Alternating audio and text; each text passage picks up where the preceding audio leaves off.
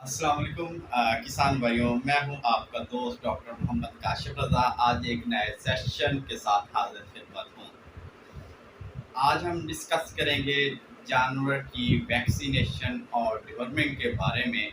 अक्सर किसान भाई मुझसे पूछते हैं कि डॉक्टर साहब, जब हमें पहले वैक्सीनेशन करवानी चाहिए या पहले हमें पेट के कीड़ों की दवाई देनी चाहिए।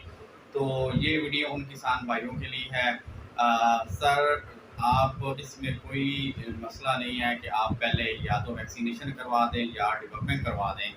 तो सबसे पहले कोशिश करें कि आप जब भी वैक्सीनेशन करवाएं या डिवर्मिंग कराएं, तो सबसे पहले जो है आप अपने जानवरों को डिवर्मिंग की तरजीह दें। सबसे पहले उनको पेट के कीड़ों की दवाई दें, और पेट के कीड़ों की दवाई देने के बाद आप तकरीबन 15 दिन बाद आप अपने जानवरों की कोई भी वैक्सीनेशन करवा दें, तो ये सबसे बेस्ट रहेगा।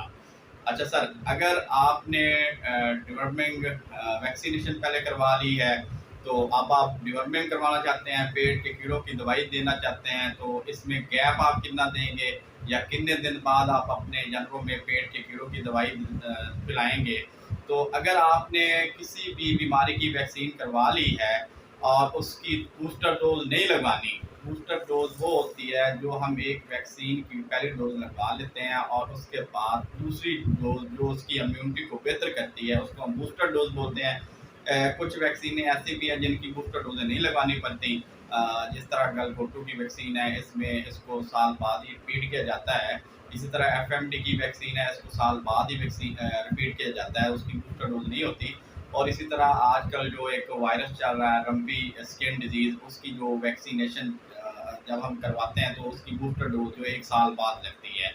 तो ऐसी वैक्सीन है जिसमें हमें 14 दिन बाद बूस्टर डोज लगवानी पड़ती है। मतलब आज हमने वैक्सीन लगवाई और 14 दिन बाद फिर वैक्सीन दूसरा शॉट लगवाया, बूस्टर डोज लगवाई, तो आप उसके बूस्टर डोज के तकरीबन 15 दिन बाद आपने डिवर्मिंग करवानी है।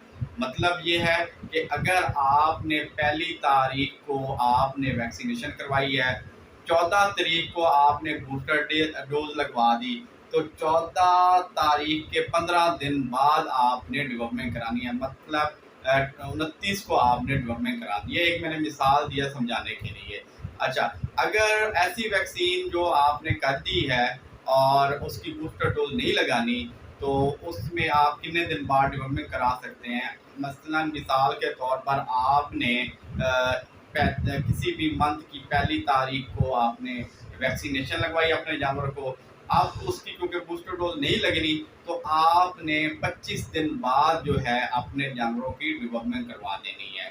तो ये है डिफरेंस, और ये है टाइम गैप होगा डिवर्मिंग और वैक्सीनेशन के दरमियान।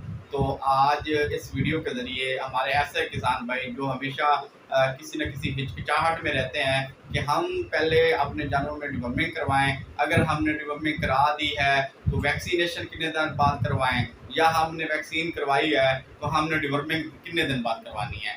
तो ये उन किसान भाइयों के लिए इंतहाई एक मुफीद वीडियो है। इस वीडियो को आप गौर से समझे और इससे आपको बहुत ज़्यादा इंशाल्लाह बेनिफिट होगा। मज़ीद आप कोई भी चीज़ पूछना चाहते हैं तो नीचे आप कमेंट बॉक्स में कमेंट कर सकते हैं। शुक्रिया।